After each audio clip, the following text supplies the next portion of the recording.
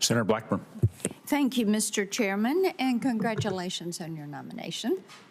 We are glad that you are here.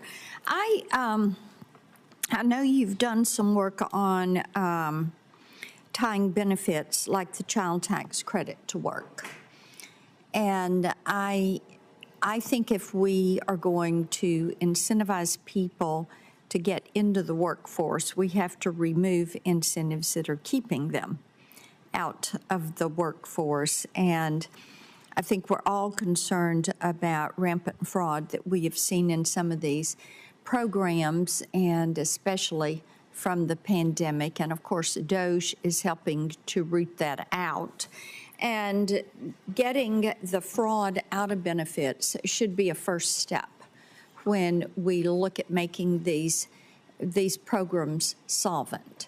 And I'd like for you to talk a little bit about what you would do to restore integrity in that benefits system and bring forth concepts like tying benefits to work that would help elevate our workforce participation rate. Thank you, Senator. I agree with you that part of the objectives of the Secretary and the President are to root out the fraud that is in place, and that's why improving the payment systems so that departments and agencies responsible for implementation of programs have more tools to identify potential sources of fraud and reduce them. When it comes to benefits, I agree with you that ensuring that we don't create disincentives to work.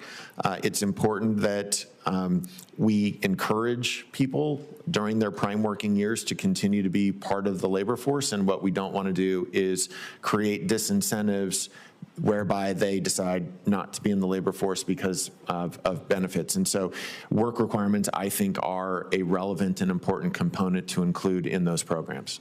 And let me ask you about some of these foreign tax schemes that we're seeing that I think are discriminatory in nature and hurtful to U.S. competitiveness. The OECD's Pillar 1, Pillar 2, the GMT, you're looking at U.S. companies paying nearly 40% of the burden when it comes to the Pillar 2 taxes. And you've got companies like China that, because they are state-owned, they're paying nothing. And of course, this hurts us.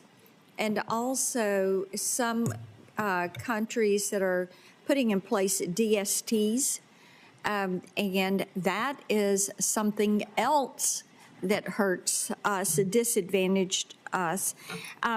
Talk about what you can do to reassert U.S. leadership on the global stage in dealing with these unfair taxes. Thank you, Senator. Yes. So Pillar 1, looking at digital service taxes at the OECD. Pillar 2, the global minimum tax.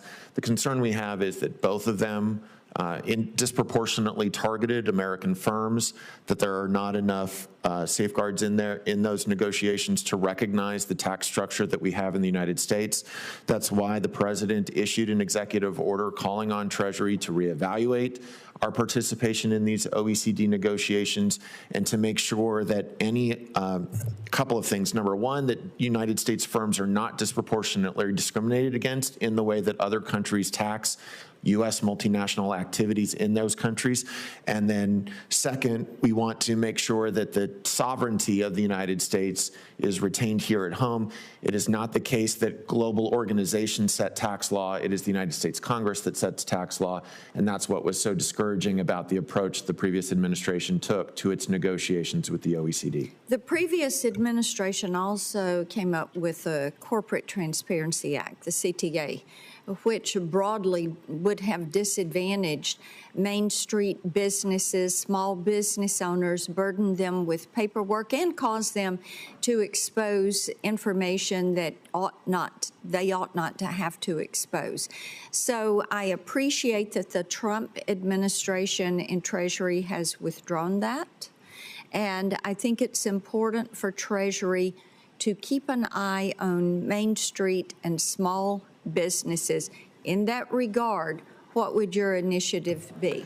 Right. So thank you, Senator. Secretary Bessent has expressed that it's critically important that Main Street have an opportunity to thrive, and that means finding the right balance between national security and burdens that we're imposing on America's small businesses. The largest businesses out there can afford all of the compliance activities and burdens that are imposed upon them. It's the smaller businesses that have a smaller customer base to spread those costs over that are harmed. And so that's why Treasury is going to reevaluate the rule that was implemented, the rules implementing CTA. We're going to reevaluate those to make sure that the right tailoring takes place.